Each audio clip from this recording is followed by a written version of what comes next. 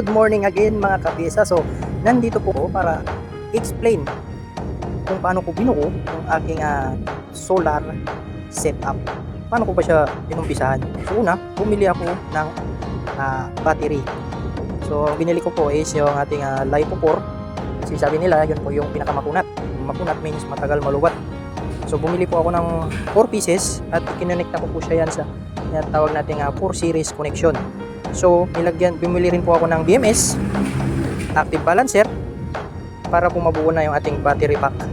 Then, isunod ko po dyan yung tinatawag nating solar charge controller.